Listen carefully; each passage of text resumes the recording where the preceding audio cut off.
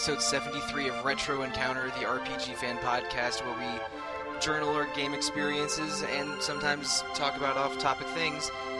But today we're here for a very special video game. We're going to talk about Chrono Trigger, the one, the only. But I'm not the one and the only panelist here today. There's four of us. My name is Mike Sollosi. I'm Monsoon on the boards. Oh man, this has been super awkward so far. No, you're good. You got it. You sure? All right, Yeah. all right. I'm gonna wing it. Okay. I don't know what I was going for. Maybe I should write out intros. I always just wing it. Well, that way. Well, anyway, let's wing it. The gentleman you heard right there was Chris Gebauer, Hello, friends. and the other gentleman you heard there was Peter Triezenberg, Howdy. and the lady you heard a moment ago is Alana Hagues. Hello, everyone. Yay. Now, as I stumbled over myself describing earlier, we're here to talk about Chrono Trigger. It's, as for most of the episodes for Retro Encounter, we did an internal staff vote on what game to play this month, and all our choices were games that were in our Essential 10 list that we compiled about a year ago. And Chrono Trigger was the winner. It's the 1995 Super Nintendo Super Famicom classic that I don't think hit Europe until the PlayStation era. Is that right, Alana? Not until the DS, actually. Not until the we DS? Didn't get it. We didn't get it till 2009. Seriously? Oh no! Yeah. Oh we wow! didn't get Trigger. Oh, wow. Yeah, so we were deprived. You deprived us of another classic. That's But- weird. Well, at least you got Terra Enigma That's like instead of the United States. That's basically a 1-to-1 trade, Yeah, right? that's the trade-off. Mhm. A little I bit. don't know about that though, because Trigger's like the classic game. Like when you're talking like retro great RPGs, like this is the one. It's Yeah. It's many people's favorite RPG of that era, and I include myself in that. Among those people, it's a classic in every sense of the word. Yep. I didn't play it right when it came out. I think I played it within the first 2 years of its English release, but I remember my friends had it. I was fascinated by it. I got it as soon as I was able to find a copy at a local Funko land. And that's an old... Yeah, that's another story. Yeah, Oh, yeah. yeah, there's no In the Funko... ancient times. There's no Funko Yeah. lands around anymore, fellas.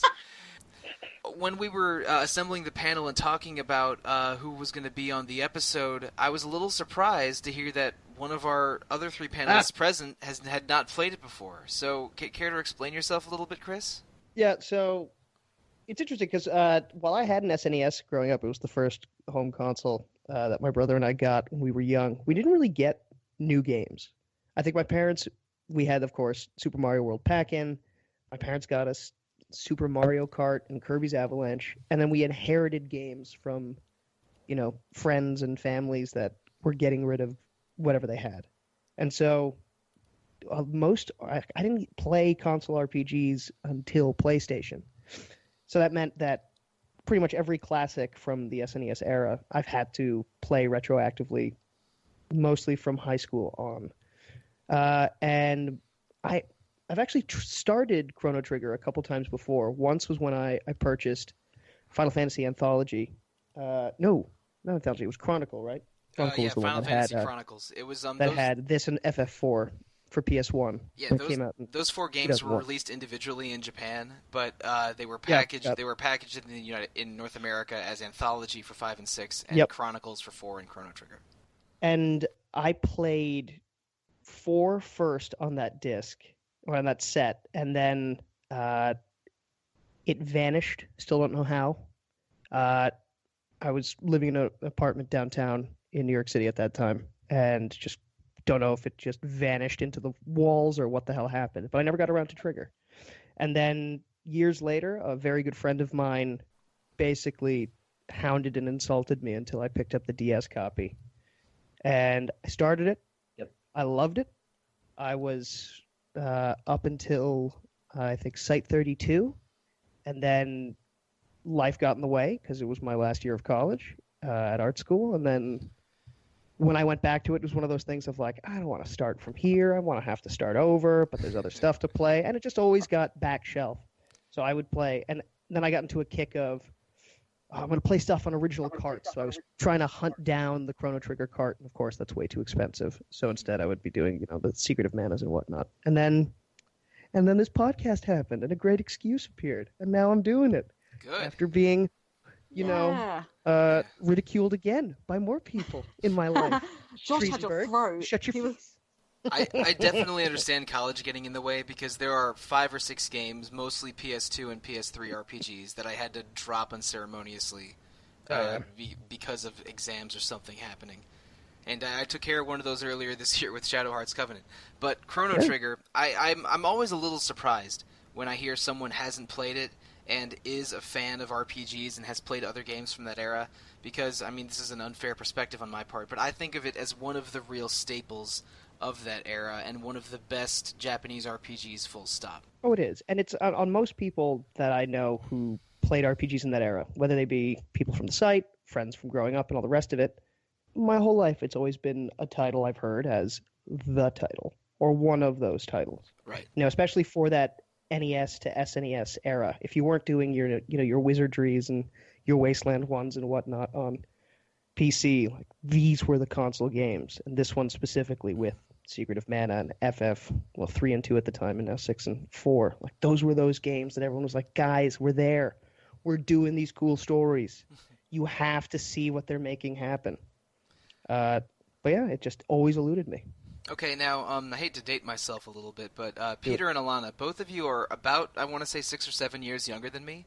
So I was about 9 or 10 years old when Chrono Trigger came out, and you would have been barely playing games, if at all, when Chrono Trigger came out. So how did he? I guess Peter, go first. How did you encounter Chrono Trigger for the first time and play it? Well, I think I mentioned this story on our first RPG podcast. I'm not exactly sure, okay. But the quick version is that a friend of mine in high school got me into it. It was the DS version. Yes. I wasn't really into RPGs at the time, not for lack of interest or anything. I just hadn't really gotten around to them. Mm-hmm. And he let me borrow his copy, and he's just like, "Look, if you don't like it, give it back to me tomorrow. But I think you really do need to try this." And I'm like, okay, sure, yeah, whatever. Angsty high school student. Good friend. Went back home and I got all the way to I got to the post-apocalyptic future by the end of the night. And then I was like, yeah, so can I hold on to this for a bit? And then I got my own copy, and the rest is history, as they say. Yeah. Fun fact, actually, I fought Lavos again from the beginning of the game when I started it, just for this podcast, and that turned out to be my 15th clear. Oh yeah, Chris, you may not know this. Chrono Trigger has a bunch of endings depending on when you fight Lavos, indeed. Because there's once you get to the section called the End of Time. Mm-hmm. You can start challenging him right there. Yes, but also in the first 10 minutes of the game, there's a secret spot where you can check to immediately jump to Lavos with a party of only Chrono and Marl. Really? And you can do it with just Chrono if you really try. If you go there after Marl leaves, you can actually challenge Lavos with just Chrono. Well, that sounds like a nightmare. This. Well, I have done it before. It's not that challenging if you do a New Game Plus and fight them at level star or whatever. Oh, yeah, okay. Or whatever. Yeah, but you spam you guys were being Luminaire and you give Chrono the accessory that gives him like an 80% counter rate, and you win. Yeah, that works. I would just give him the Prism Specs, which makes all of his attacks do 50% more damage. Totally. That works. Yeah, that's good. Yeah. Those are good, but we won't have found them yet because Nope. our official stop point for this episode is right after defeating Azula at the Tyranno lair. So we will spoil the hell out of the game up until then. But but after that, we're gonna try to avoid discussing because I mean it's unlikely that listeners are listening to this and don't know about Chrono Trigger, but just in case. We're going to cap the spoilers at that point. Now, Alana, you said that, and I apologize for not knowing this, but the UK never saw Chrono Trigger until that DS version. No, we didn't, really sadly. And I even skipped over the DS version, so I don't know why. I can't really remember. I think... Well, I'd managed to pick up, strangely, I was in like a car boot sale, which I think is the equivalent of like a backyard or a junk sale, maybe in America, and I happened to come across a Japanese Super Famicom cart of Chrono Trigger for like Cool. £5 and thought, you know what, I've got to own this just so I can say I own it. And then I just hung on to it, and the DS version came out, kind of passed me by. I knew it was there, but it was just kind of like, I didn't want to play it handheld. I wanted to play it as kind of normally as possible. Yeah. So I heard it came out on Wii, ended up in between going to college and going to university, so played through it and sped through it. And I'm curious, how much are Super Nintendo games in the Wii Virtual Console? this one was more expensive because I think normally they're about $5.99 or $4.99. I can't actually remember. Chrono Trigger, I think, for Earthbound as well for the Wii U. So they bump it up by like 20% or whatever, because it's like, oh, you've never had this game before. But I was like, $6.49 is like nothing. Like that game was like $40-50 when it first came out. So it's like, if I'm gonna do it, I'm gonna do it. And I remember being absolutely terrified because of the legacy it's got, and everyone's like, Chrono Trigger is the quintessential bread and butter RPG, and played it, loved it, absolutely loved it, and it pretty much eclipsed everything I'd played in the last year and a half, 2 years, and probably ever. And I just remember going, well, I need to. This was like the second or third Super Nintendo RPG I'd blitzed through, and I was like, why didn't we get this? Why did they deprive us of it? So, but I haven't played it since. So this is the second time I've played it, and yeah, I'm really, really, really loved it. Really loving it again, which is so nice because sometimes that doesn't happen. Yeah. I was going to say, that's you said something about how, with the fear of playing a game that you missed that's a classic and then not enjoying it. Yeah. I always had that with Chrono Trigger, because everyone would just gush so obscenely. It's like, I hope I feel that way. I really hope I'm with you. It's intimidating in a way. Like, even if it's a classic movie or a book, it's like, well, this is one of the great classics. What if I don't like it? What if I maybe even go in there like determined not to like it? It's like, man, this thing isn't a classic. I haven't read it or seen it yet. I don't need to play this thing. But sometimes the classics are a classic for a reason. It can also be the time and place everyone's argument. reaction to reading Paradise Lost for the first time. Oh yeah. Seriously? Yeah. But that's the thing of like, there's also that argument of when people say greatest, that can be weighted with its significance for a medium or for a genre and all the rest of it, and that can still resonate, for forever. But is the game itself still incredible? And then that doesn't always hold up as much. But playing those games, you can absolutely realize, oh yeah, no, I could see why this was the greatest thing ever, and it's still good. Granted, Chrono Trigger is actually still fantastic, so it's kind of irrelevant. All right, so it seems like that all four of us enjoy Chrono Trigger, I think is safe to say. But let's go into the game's background a little bit. It's unusual in that it's the only game that was made by that particular team. It was done by Square from 1993 to 1995, came out in 95, by a group that's usually referred to as the Dream Project. It's the Final Fantasy creator Hironobu Sakaguchi, the Dragon Quest creator Yuji Horii, Dragon Ball artist Akira Toriyama, and a bunch of like top-level Square guys from that era when Square was at, if not their creative peak, could do no wrong. Yeah, definitely a crest in the, in the history of Square development. I forget where I read this, but didn't they come up with the idea in a hotel? Yeah, they were in a hotel room. Yeah, the first three guys that I mentioned, all were at a conference in the United States, and they hung out, and they decided that they would like to do a game together, and they came out with the earliest sketches of Chrono Trigger. I don't know if it was a hotel, but it was but like a couple meetings, not in Japan. And when you look at the staff of Chrono Trigger, a lot of them are like Yoshinori Kitase was one of the directors.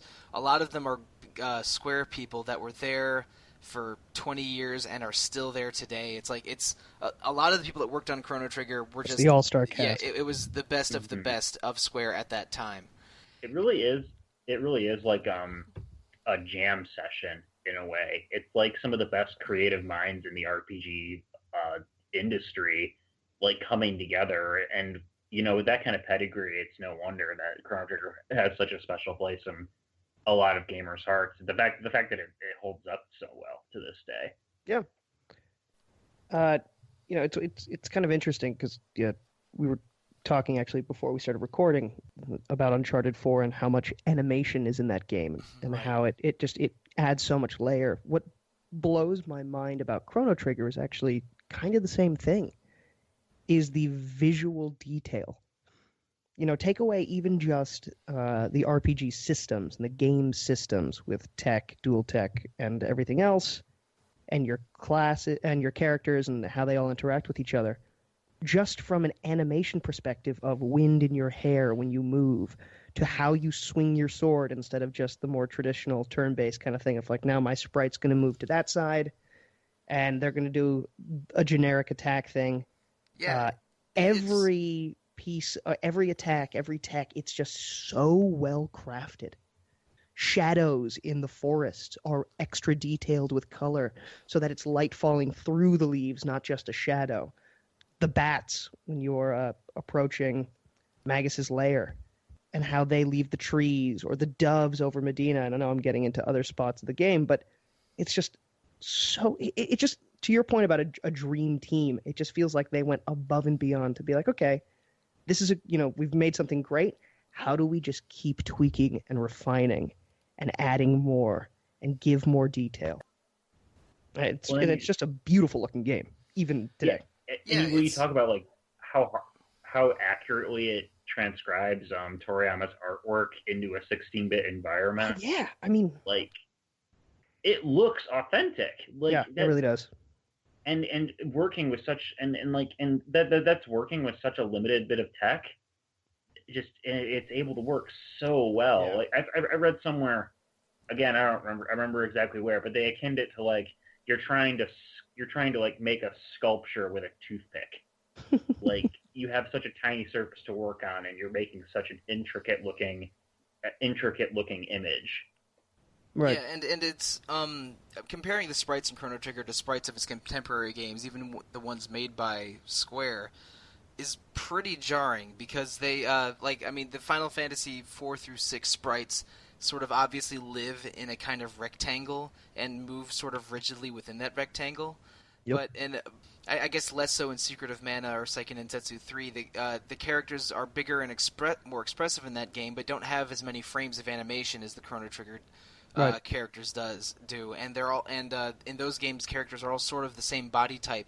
While in Chrono Trigger, you have Frog and Robo and the 7th character who occupy much more space and aren't the same size humanoid as the other characters. It's really remarkable how each of the characters move, and I think the art style holds up to this day.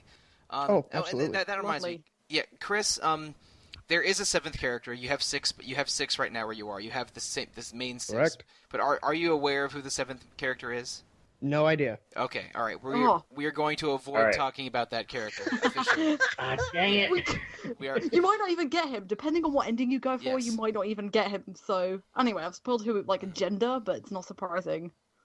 Interesting. I like this. And the one spoiler thing I will tell you, Chris, is that you defeat Lavos? What? You will be challenged. You will be challenged to a duel. And and if you want the 7th character to join, you need to say no. Okay. Interesting. Okay. It's incredibly obvious at what point it is. It's very. It'll be obvious that this character will join you if you decline. So decline the duel when that happens. You're like, you need this guy. This person, this individual is the coolest. Okay. Yeah, and it's We're really trying to guide you onto the right path. Yeah, I can tell. It's a cool. It's a cool Obscured popular. by clouds. It's a cool popular character. Okay. It's cool. And let's see, and Chris, but your initial impression is positive. Like you were enjoying what you played. I think the mechanics are super fun. Doing the active time battle and not letting it pause in the menus is super fun. Even if it's only a little bit of an extra stress meter, it just makes it a little bit more intense when you're trying to heal someone and then they get smacked in the face and they pass out. Yeah, I just think, again, I really would say, I haven't beaten it yet, so I can't say where does it rank for me. But Right. I hold true to what I said before of I really think it's one of the most precisely made RPGs I've ever played, from every element, from soundtrack to design to charm, And how everyone also, celebrates a battle victory. Again, what I said about the animations and just the friggin' art of every landscape you go to. The details of, and I was joking about this with a friend recently, but I love when you go to the future, and every time, it's such a little nice addition to kind of set the mood of every time you go into the Energytron or whatever the heck that thing's called. yeah, the Enertron. Thank you. But you're That still afterwards hungry. it feels you goes, and still hungry. It's like, it's just clearly everything was thought out to the nth degree, and it shows. Everyone obsessed over every little thing to the nth degree, and it shows. It's not and hidden from you. It's clearly present with all the detail. one thing that I always thought was, in a way, tragic, but also a cool design idea. Let me see. How do I start this? You know that you can get some pretty good rewards by collecting items from monsters in the prehistoric era. Yes. Yeah, they drop several kinds of items, and you can trade them. Trade them in for stuff. Yeah, trade them in for stuff, and there's 3 rounds of stuff. There's the stuff the first time you go there, the stuff the second time Isla joins your party. Isla's the cave woman, the chieftain that joins you from that era, and then the third time at the end of the game, you can get like a super item for trading in 10 of each. But after the events of the Tyranno layer and the Lavos meteor lands, basically the availability of monsters is cut by more than half. Oh, damn. Because like every kind of monster is harder to find.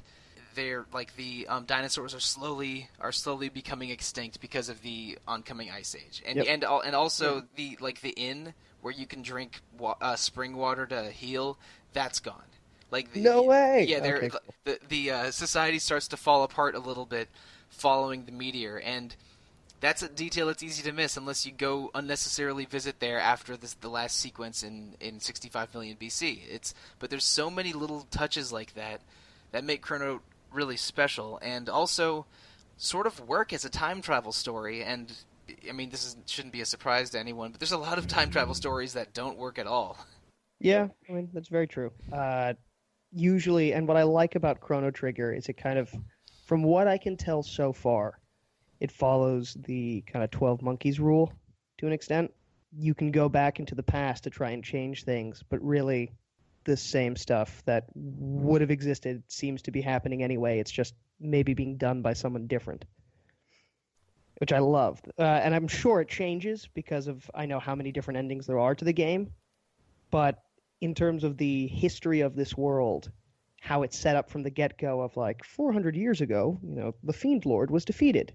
And then you go to the past and it's like, oh, well, that's not happening. So we're going to make it happen. But then when you go back to the future, their history hasn't changed, at least from what I've heard talking to people, in terms of how it happened. And maybe those details become more present as I talk to more people.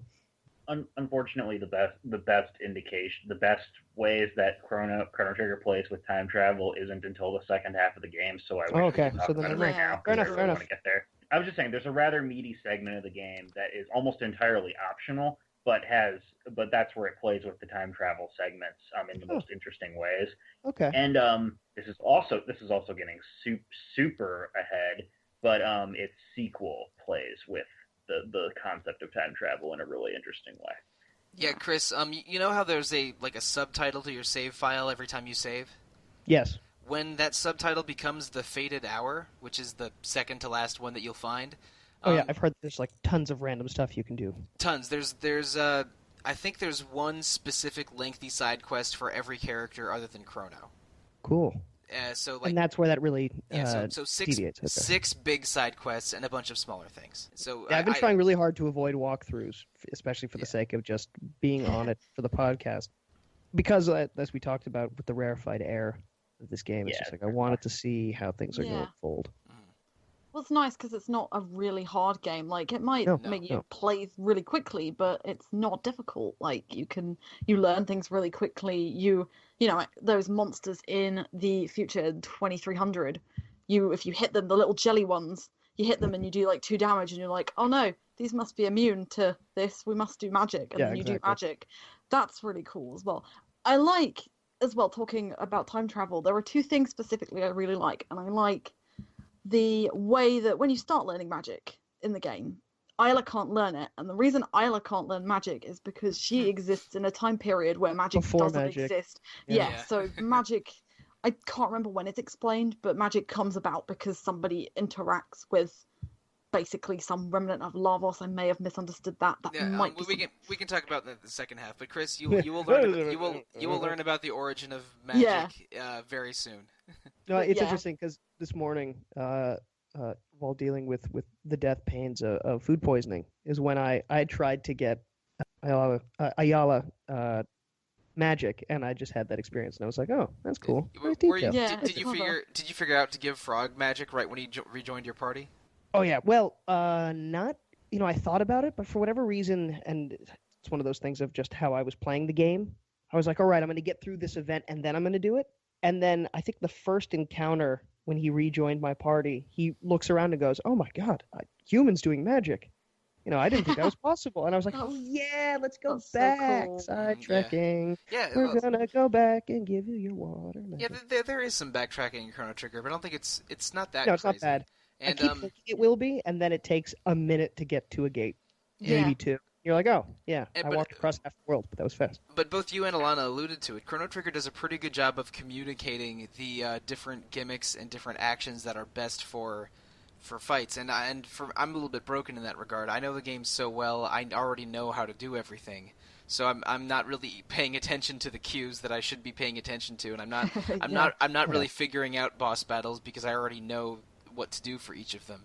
But things like Magus changing weaknesses, or the That was a black stressful fight. or the black Tyranno turning its defense on and off, and Nizbel being weak against electricity, but then the more electricity damage you do to him, the more he does to you when he discharges. Just like a lot of things like that are just interesting boss gimmicks that make them not impossibly difficult. I don't think Chrono Trigger is a very challenging game, but like there is a puzzle to figure out for most of the There's boss a lot of fights. variety. It's not Yeah. straightforward. Again, and it's that, to me, I would again classify it under that. It's just attention to detail. You could have just done a boss battle and kept it, pretty straightforward. But everything is a little bit above and beyond of like, let's change up the formula. Let's do it a little different. Like you said, in this case, using lightning will do this to this person, but then maybe with the next boss, it's going to have a different effect. Pay attention to what the script says. There's a couple keeps it bosses. fresh. There's a couple bosses in the second half of the game. One in particular I'm thinking of that's in a place called the Sun Shrine, where figuring out the gimmick can be a little challenging. And that was the first time I played the game. That was the boss fight I remember finding the most challenging in the game. Yeah. Because, you know what I'm talking about, Alana and Peter. I think so. Yeah. Yeah. I have to say, talking about boss. Sorry, Peter, but the fight against Magus's, I guess, the first general you meet on the bridge when you fight him and he turns himself into a block of ice to defend himself. Oh yeah, Ozzy. Yep. Yeah, Ozzy. thank you, Ozzy. I was like, am I going to have to hit these things first, or like, do I have to get through this? And then he's taunting you every time you try. I tried to hit him twice, and I was like, you know what? All right, fine, I get it. But then the fact that it ended that quickly, I was like, oh. It's sort of Never funny. They named Ozzy Slash and Flea after rock stars in the American translation, but their original names are like, I think it's mayonnaise, mustard, and soy sauce or something. But they have some completely ridiculous names. But I appreciate the change to Ozzy Slash and Flea. I like the Yeah. swordsman. His name's Slash. I accept. A lot of muscle memory coming back for me with the boss designs because it's like I've played this game a lot, but it's been years. So it's one of those things where it's like I don't remember a lot of the finer points of Chrono Trigger, but as I'm playing it, I'm like, oh, Yeah. right. Yeah, I think I had the same experience, but I suppose powering through it at level 58 when I booted up the game didn't really help me to remember. It was just kind of Yes. like, I'll just do Thunder 2 on everything kind of thing. Like, this will kill everything. And then you're like, oh, it really does. Like, but even New Game still, Plus is nice. even so- 4 or 5 years ago, I had to contribute to a Chrono Trigger guide for a site that I worked on. So I was immersed in Chrono Trigger as recently as I want to say 5 years ago. So a lot of it's still pretty fresh in my memory. I still love it. I'll probably play this game every couple of years forever because also I don't know if we've mentioned it. Chrono Trigger's not a very lengthy game. No. No, No, it is it's for really me not. because I'm learning it. Right, but But even then, it's it- still only going to be 20 hours, I feel like. Yeah, like my first playthrough and 100%ing it and getting the best ending with all the side quests was 25 hours, so it's not long at all, even if you like 100% it basically without getting to 99. right. That's the only way you're going to make it really long. SNES RPGs, why were you so They're- kind? They're beautiful. Yeah, Oh. even the long ones were like 35, 40 hours, and now we're living in a world of Dude. Persona 4s and Xenoblade Chronicles is where, I know. yeah, you better Although- you better have a couple spare months. Yeah, on some I'd argue that a little bit. There's two different sides. I think Personas and Xenoblades are like 80, 90, 100 hours top plus, and then I would find some series have got shorter. So I found here we go, Tales of they've got like 40 hours. The most recent ones have taken me around 40 hours each time. I'm not saying it's a new trend necessarily, but Chrono Trigger feels brisk, both the scope. yeah, both back then and also today. It Yep. feels like a brief RPG that never really wears out its welcome. I was about Yeah. to say that. That's the I beauty think of games like this, is that the it's pro- charm can never wear off. Exactly, it's brief and you don't need it to be any longer. It's fine. It does everything that it needs Yeah. to do. In that It's a space great of time. honeymoon period. And the length doesn't belie its depth either. Nope. Because there's depth. No. There's enough depth to its systems and everything you'd expect from an RPG of that era, but Yeah. without any bloat. Yeah, and that's the thing. I think the time helps time travel the theme a lot, because if it was 40 hours, we've seen how badly games can do time travel things and overinflate them and completely blow them out of proportion. But Chrono Trigger at 20 hours average probably just seems to fit it all in really nicely and neatly, and it's great. I forgot how short it was. I was thinking to myself before I replayed it, I was like, oh, this is probably like 30 hours. And then I remember looking across some YouTube videos and just everyone was like, yeah, it's about 20. And I was like, really? It's quite special. So, Mike, for your question that you asked us at the beginning of this, do you think that this is the best kind of time travel in video games? I do, yeah, because it doesn't trip over itself too much with the time travel nonsense. Like the rescuing Marl near the beginning of the game is a sort of an exploration of the grandfather clause. Like, you know, if you kill someone's grandfather, if you kill your grandfather, do you cease to exist? And the general conceit of discovering that the world ends in an apocalypse and then trying to prevent it, and then learning more about different periods of the world as you are chasing after what Lavos is and what Lavos did, it's a pretty concise and elegant version of a time travel story that never quite feels convoluted. I did read in some article ages ago that Masato Kato, who was who wrote most of the script of the game, was originally planning on the game having branching pathways, depending on certain events, but that way it became too difficult to write, and too many contradictions would happen in the script. So instead they just kept it fairly linear, with only certain conditions changing when you do certain things in the past, and then they implemented the system of multiple endings instead of branching paths. I think it's smart. Which is smart, because time travel stories can trip over themselves a lot of the time, and as far as I'm concerned, the only really good time travel stories are Chrono Trigger, the first Back to the Future, and the first Bill and Ted. That's about it. Whoa! Yeah, pretty much. No love for Terminator 2, huh? No, I mean, I think Terminator 1 and 2 are both sort of sweet, cool movies, but they don't really work as time travel stories. And I'm not a Doctor Who fan. No. For me, just so yeah, that's about it. 12 Monkeys is great. So great. Back when... Oh, 12 Monkeys is really good. Well, okay, Tales of Fantasia is also pretty good.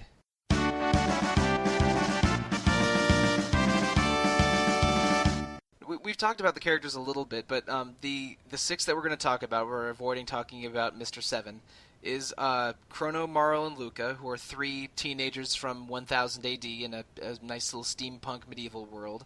Then you have Frog, who is a swordsman that was transformed into a frog by an evil curse in 600 AD. Then Robo, the sentient, pleasant robot from 2300 AD.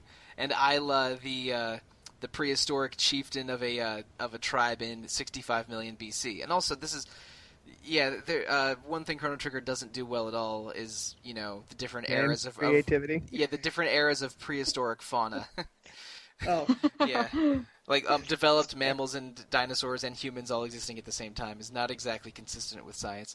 But anyway, I mean, well, there's a giant fire creature that comes to the planet. We can take sure, our, yeah, I mean, they can take some artistic liberties. I get it. So do any of you three have a favorite character or a favorite team, perhaps? Yes, but you guys have played more, so you tell me first. Yeah. Okay, and avoid the seventh character, who I understand is really cool and really fun. Yes. Chrono He Luca, is. I tend to stick with the standard Chrono, Luca, and Marl, because Luca is best girl, and Chrono Marl is the ship that I'm on. But Frog is probably my favorite character. I just like his story. It's one of the first times that I ever got emotionally invested in a character in a video game. So I have a very special fond place in my heart for his little backstory and Cyrus. Yeah, it does it really cleverly, doesn't it? Because it's just enough, and the cutscene, there's quite a lot of it. It's just no music, no dialogue. There's some dialogue, obviously, when they walk up to the mountain and when it does use the music, it's that one what's that track called? It's called like Bottom of Night or something like that. Yes. That is just like the saddest piece of RPG music you'll ever hear in your life. Yeah, and Frog is so gallant.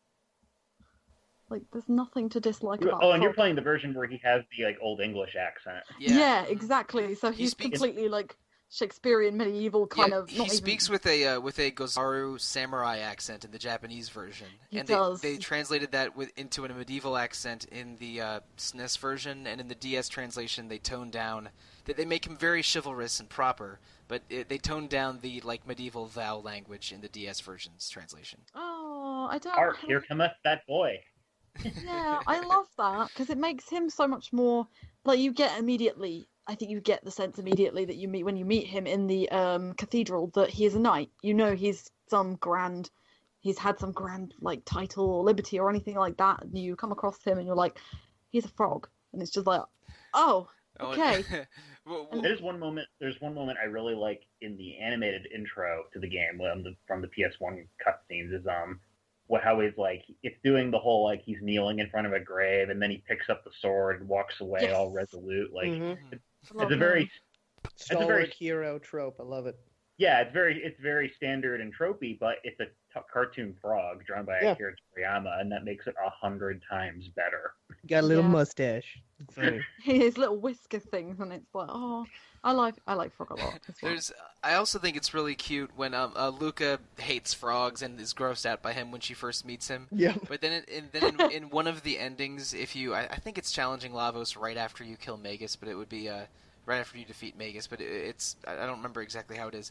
One of the endings is when like the party reconvenes, someone you haven't seen before walks by, and Luca's like, "Oh, who's that guy? He's handsome," and he walks up to her and says thank you to Luca and walks away. And it's like, "Oh my God, that was Frog." I love that. But it's a really cute ending. I don't remember the exact circumstances for unlocking it because there's like 16 or 20 endings or something crazy. But isn't there like a smash or pass ending for the girls? Oh yeah. No, there is one where Luca and Marl, they go through the main characters and several NPCs and comment on how good on it, if they look good or not.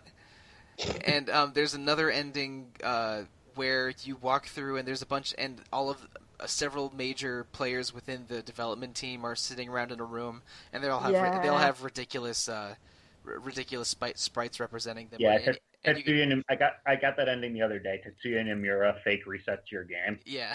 Oh, he does. He does. Yeah, Nomura was a background artist on this game. He hadn't really done any major games, or he was the lead designer yet, but he was on the team. So Chris, do you have a favorite character so far of the main six?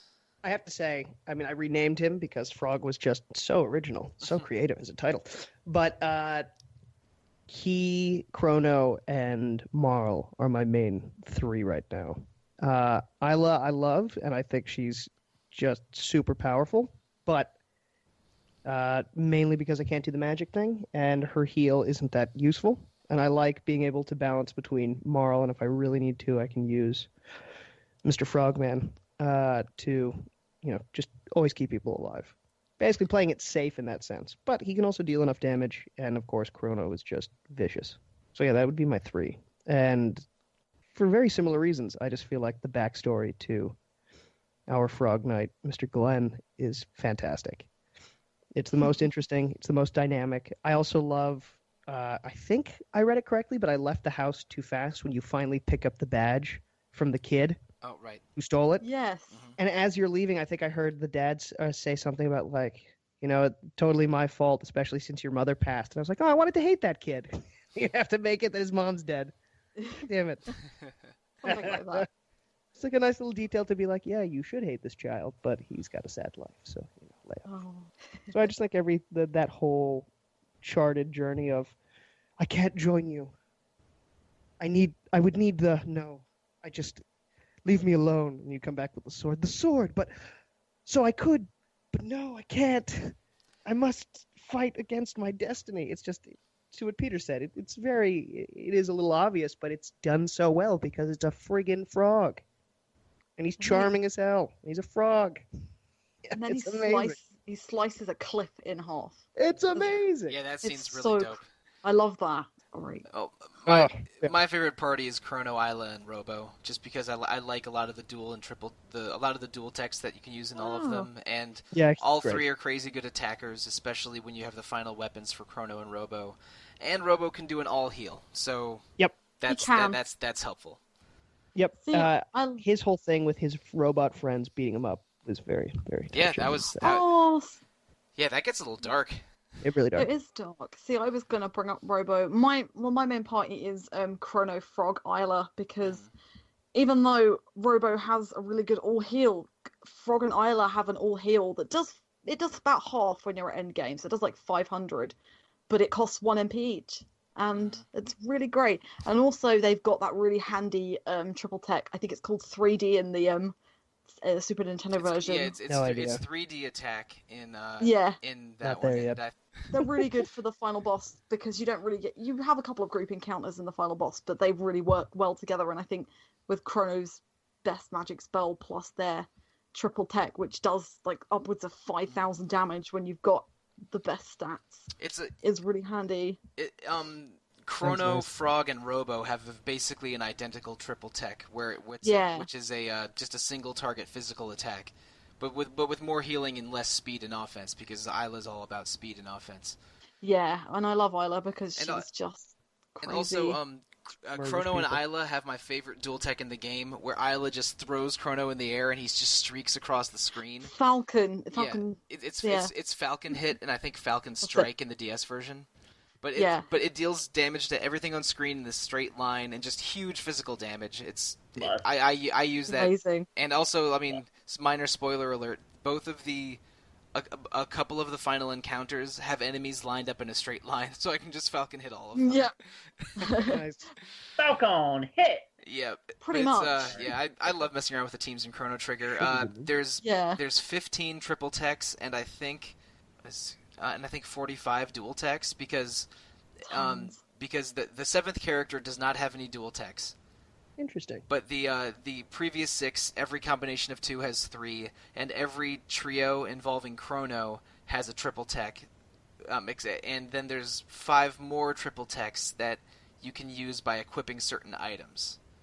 Yes. And that's how you get the weirdo stuff, like the Frog, Robo, Marl triple tech. Oh. And again, a couple others like that. Sorry. But how about that system in general? Like characters combining powers for special attacks and having basically, I guess, 60 of those combined kind of moves. Why don't more RPGs do that? Because like the dual tech and triple tech system, I think is just awesome. It is really good. I think I Am Setsuna probably did the same thing, but that's Right. Yeah, but that was basically a homage game anyway. What I also really like, which some other RPGs did take on, A couple is the Tales fa- games do that too. They do, yes. They do Dual Mystic Arts in some of the more recent ones as well as some Dual Arts. In Tales of Exilia, you can link up together and do like double attacks with 2 other people. But also, I was thinking like area effect spells. So like, you've got like fire sword or fire whirl, which you can use to attack a small area, but you'll hit like 2 or 3 enemies. Some RPGs have taken that on board, like maybe not one like Grandia, Tales. The Trails game, the Legend of Heroes games have done that most of the time. Lunar 1 and 2 both do that to great effect. Yep. Yeah, they're really, really clever. I love the triple tech and the double tech system because it's like endless arrays of combinations. So it's like you want to use one person to take down one enemy, and then that's fine. But if you want to like make sure the job's done, then you can play around with 2 different things, and it's like I don't know. Like some of my favorites are the ones with Frog, because Frog gets his best single tech is Frog Drop, which is based on a proportionate. I love Frog Drop. It's based proportionately on his HP. So if he's got like 1 HP, I'll probably do 999 or whatever. But I love the dual techs he gets where it's just a frog. I think it's with Luca, and it's called like Flame Frog or something like that. And it's frog, just it's Frog Flare, and it Frog Flare. It's great. It's a flaming frog, and it does like 6,000 damage. Awesome. It's so good. And there's some really like cheesy ones like that one, and then you've got like Isla and Frog's like Bubble Kiss, which is the healing one, and then you've also got some really cool ones like I used a party of Chrono, Marl, and Frog for most of Magus' castle, and Frog and Marl have a dual tech called Ice Water, where it's just only 2 MP each, but it deals like double magic damage to every enemy on screen. So I rode Ice Water through all of Magus' castle until fighting Magus himself. And Isla and Robo have one called Beast Toss, where they pick up an enemy and just throw it between them, between each other like a volleyball, until they just slam dunk it on the ground. They are just really crazy combinations, and there's fun just finding them, because you're not just given them. You have to good fight with that combination of people. Unlocking the multi-techs and experimenting with them is definitely part of the fun, and it's awesome. Yeah, just listening to you guys talk about it, it's a brilliantly executed system, and it rewards you for experimenting. It encourages you to try out all the other party members to see what you can find. Yeah. But it's almost all entirely viable, and that's the important thing about it. Because as we mentioned earlier, Chrono Trigger isn't a particularly difficult game. And while there are certainly, you could find an optimal strategy, I'm sure there is one. Just about anything will do. Which is something I really like about it, is that you can get through the game by finding a team that you like. It's not like there's a worthless party member. Yeah, you didn't get screwed because you chose 3 people, and against against X or Y boss, you're gonna hit a wall. You can get through no matter what. Which I have to say this, and this is a little off topic, but when we're talking about games that have emulated that system, Setsuna actually has 2 strikes against it in terms of its emulation of this combat system. Oh, okay. Which is that it doesn't indicate where your area of effect attacks are going to hit. And and your techs are tied to what items you have equipped. Interesting. Oh, really? And those are both, and those get to be major problems because and Setsuna, a lot of Setsuna's stat bonuses and other combat elements are semi-random, so it's actually becomes harder to experiment. Then it encourages the opposite approach, which is and that's off topic, but I think it's relevant because Setsuna is trying so hard to emulate Chrono Trigger, and in many ways it is a love letter to Chrono Trigger. But it also shows to me, upon playing the original now, how hard it is to make it work. Yeah, exactly. You don't realize until you play Trigger, like as you mentioned earlier, Chris, just how detailed it is, and how much attention they put into all these little systems. And it's no easy feat. Yeah, before you just explained it all, I was going to say I think the reason why you don't see it in a lot of other games. No, because I'm just saying same thought. It's that to me the reason why you don't see the tech system like this in other games is that you would have to do so much QAing, so much testing to make sure it's balanced. And also, again, it's just extra work of how you visually portray every move, because it's not just one person calling in ice, and then you focus on the ice looking cool, or summoning a creature, and the summon becomes what's cool, but the sprite is just, raising their hands very basically to be like, I'm summoning, I'm doing magic stuff now. Now they go way more in depth with how they animate every little thing, how everyone interacts with each other to make it work. And also, like, there's other challenges to that. Like, when Marl or Luca cast ice or fire, they don't just do the casting animation and the fire and ice appears. There's a little ice spark or a little travels across the screen. Yep. The screen, or Luca throws a little fireball, and the position of the enemy and the position of Luca will not always be the same place because Chrono Trigger doesn't have cutaway battle scenes.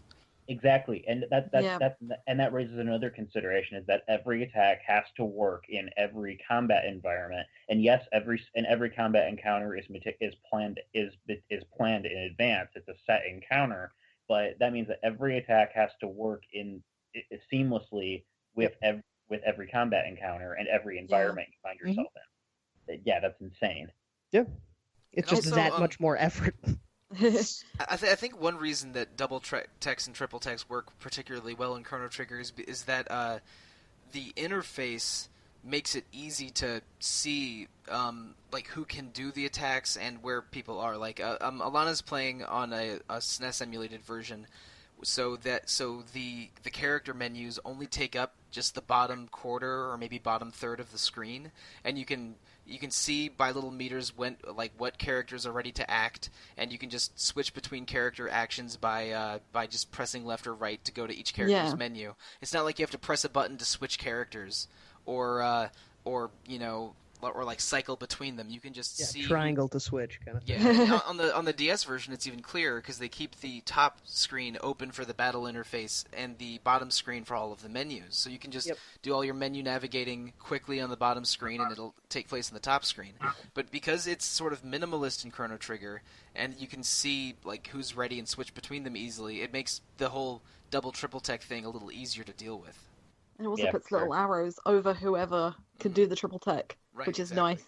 It's really, really clean. Right, so minimalist interfaces, crafted encounters that are context dependent and environment dependent. A lot of things that Chrono Trigger implemented in a time when it wasn't even easy to think about those kind of things, that seem very elegant and simple and deep at the same time today in 2017, 22 years later.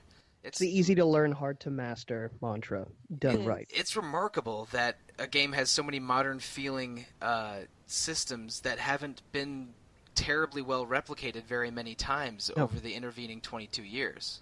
And again, I think polish is I've been beating it over the head in terms of this game, but it really is just impeccably polished. And that's why I think playing it on DS or wherever, even today, it's stunning. It's not just fun and all the rest of it. It really is stunning. Not just pretty. It's just like, oh my God, you feel how much effort is in there.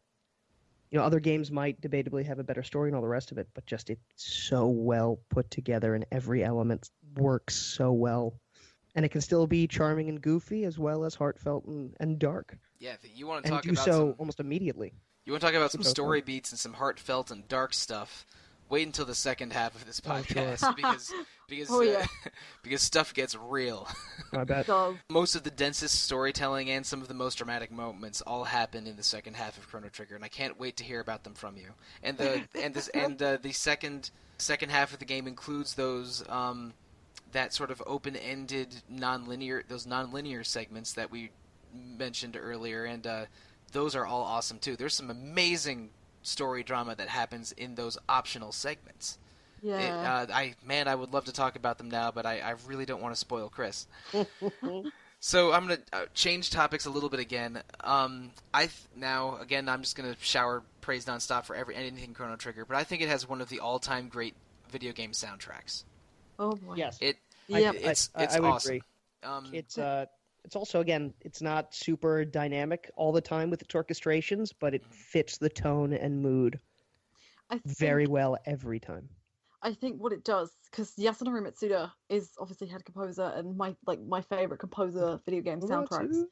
Yeah, He does a fantastic job, and something that he does with most of his games and carries them through. I may have mentioned this last month with Shadow Hearts, and probably with Xenogears as well, and probably will bring it up with Chrono Cross and everything else. Mitsuda is very good with atmosphere, and I think the best instance of that is the music that plays in Magus' castle, which is literally just like humming and whistles and laughter and just kind of the wind, like even sound effects, like the wind.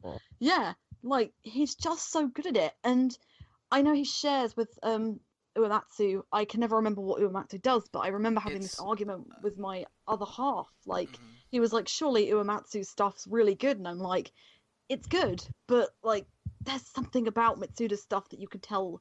I think Mitsuda again maybe flips a little bit on the battle theme. Like it's not amazing. But hold up. Just for the benefit of listeners and to clarify things here. Oh, Mitsuda wrote about 80% of Chrono Trigger's soundtrack.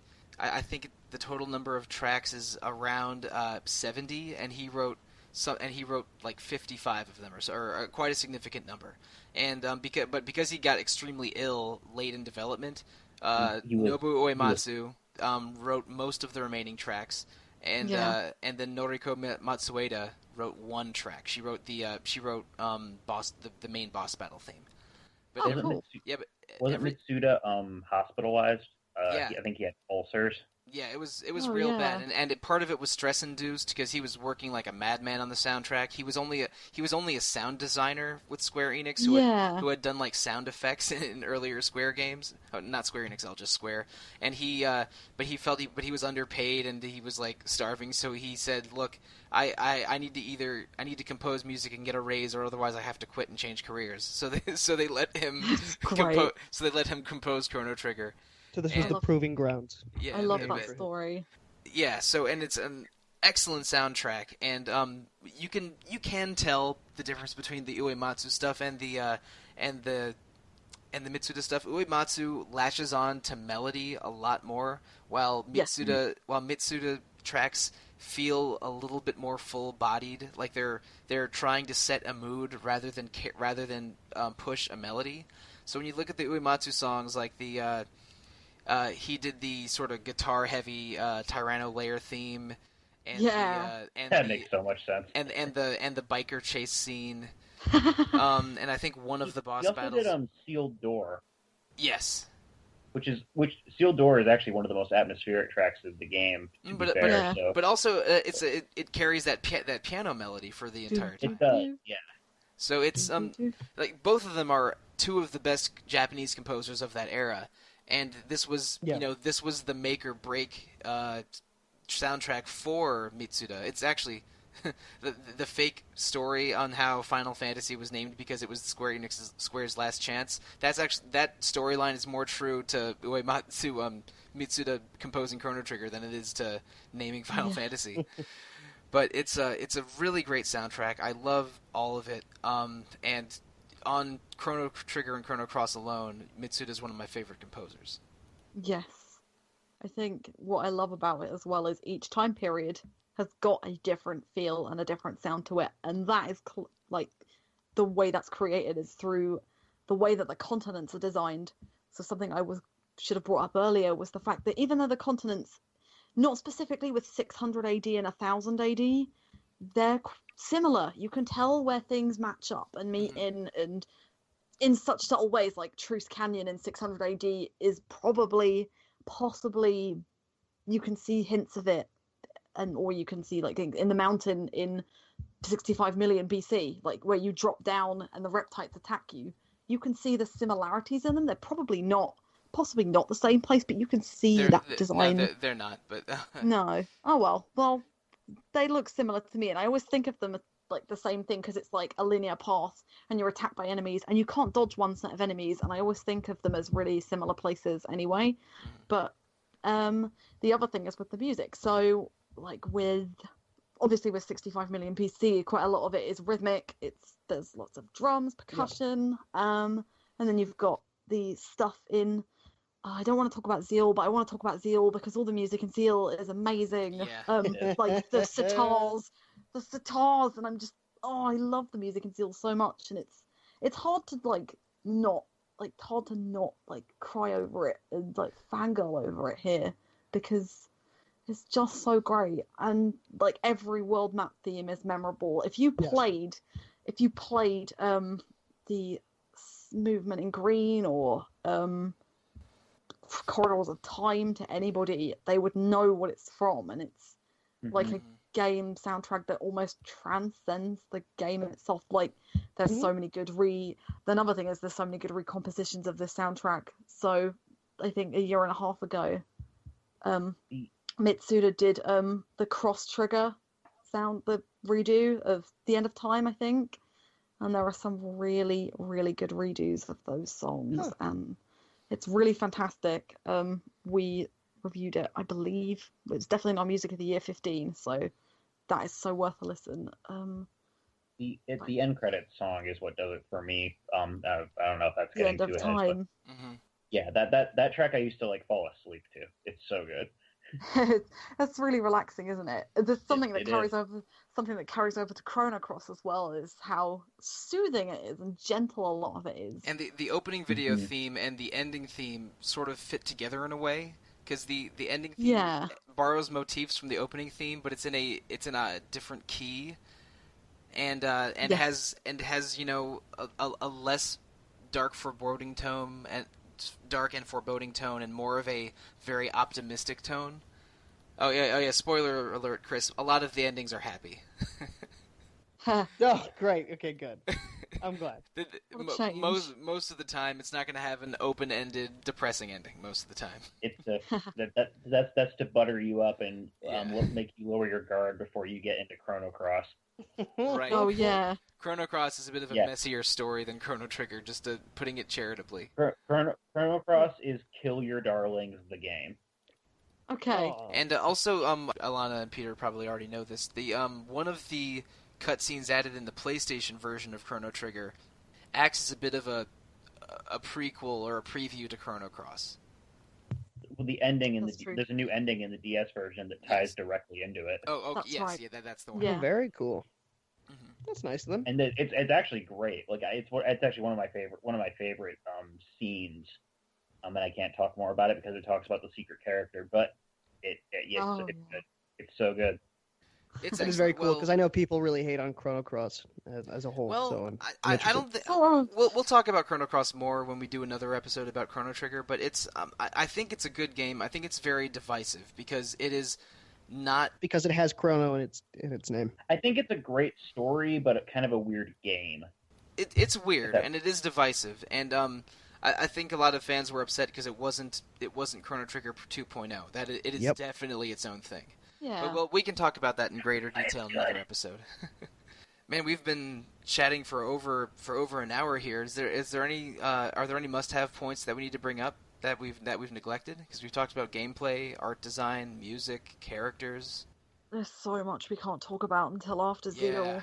Yeah, Zeal is my favorite part of the game. That's everything kind after of the floodgate. And famously, Zeal is the part that Kato, the main script writer, that was all him. Like Sakaguchi and Hori did a lot of story planning for most of the game, and mostly story planning for Hori and game design for Sakaguchi. But like Kato, who went on to make Chrono Cross and Xenogears, Zeal is sort of the part of the story that he crafted. And man, stuff goes down in Zeal. It's cool. The part that's most central to the mythos. Yes. Very cool. Yeah, and also so much of what we've discussed, like we've already referred to the side quests, play with all the themes and build them up and expand them out. So we're definitely gonna shower more praise on it, and you're gonna love it, Chris, because it just gets better. Like there's not many games that can carry on their second half as well as Chrono Trigger does, and Chrono Trigger is really lovely and excellent. Yeah, I know one thing I talk about a lot when I discuss game stories is that I feel that stakes are important. Where in order for me to stay invested, the story stakes have to be present at least, and preferably, escalate a little bit. And Chrono Trigger does it about as perfectly as any RPG. Like with every new segment, and the more you learn about what's happening in the game, the stakes rise, and by the time you finish Zeal, it's like, oh man, what is going on? And Yeah, you're I'm just- curious. Crazy. I'm curious if the dream sequence after the fight with Magus has anything to do with anything else further in the game. You don't have to answer it. You don't have to answer it. But that was one thing that Potentially. playing it through, I was like, huh, very interesting choice. That just happened. Yeah, potentially is the Yeah, that's answer what I you'll thought. get. That's what I thought. I have an idea now, Chris. You've not played this game before. No.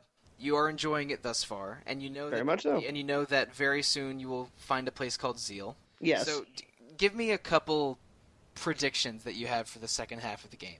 They don't have to be about the main story. They can be about anything, but just one or two or three predictions of things you think may happen before the end of Chrono Trigger.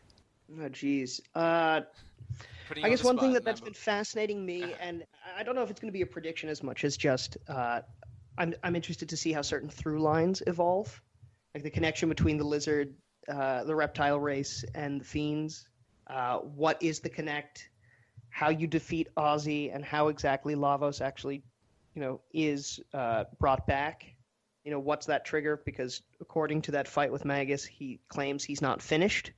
Clearly, he's done something, or something else has to happen that allows for 1999 to occur. One thing that could curious about is if there is some kind of synchronization between one of the cast members and Lavos directly.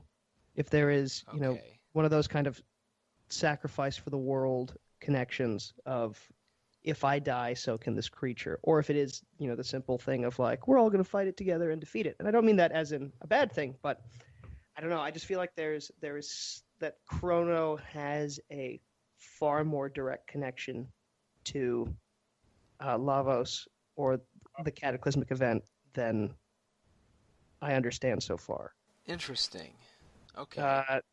In terms of Zeal, I assumed that, and that's why I kind of mentioned the fiends and the reptiles, is that there is an ongoing cult of some kind or religion that probably preaches something about cyclical nature of life and devastation events. And Lavos is, because I didn't even go into the crater after we did the Tyrannos thing, so I really shut the clamshell and have no idea what happens next. If you actually see a creature or if it is just a meteor.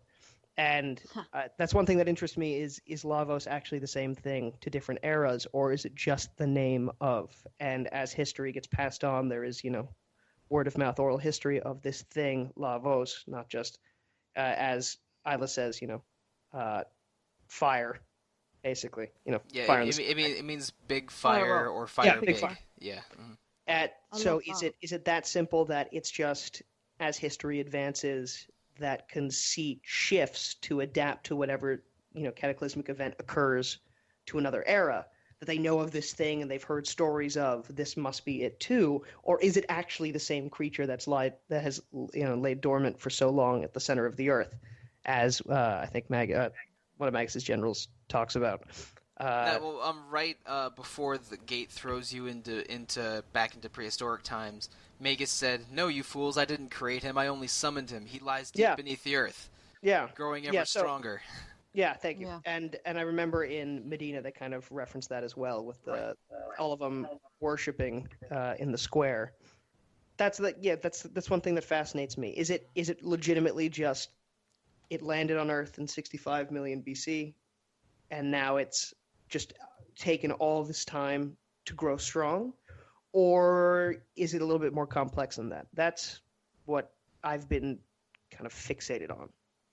In terms of predictions, though, I really don't have. I think this game has so far done a pretty great job of, outside of certain obvious moments, but that's not a bad thing, of, how everything was going to go down with the sword and Frog. Of course he's going to have to join you. Dude's awesome. Like, that's going to be the case. You got to fix the sword, blah, blah, blah. But otherwise, I really have no predictions for the game. Because every time I think I know where it's going, they just tweak it a little bit. They introduce you to someone new, or, when you first go to the end of time and you talk to everyone there, the conceit of not being, why you can't have more than 3 people in your party and they have to stay behind. Right, yeah, they do Like provide that- an explanation for that. That fascinates me also because in terms of, like, when I was making the 12 Monkeys comparison of how time travel has worked so far, I feel like when things get crazier, what interests me is I wonder if it's basically because people who were supposed to have died, but you've now interfered, are now trapped in this other realm. And so you're constantly messing with the fabric of the universe by reintroducing them to different eras that they shouldn't belong in because they should be dead. You know, Isla should have died.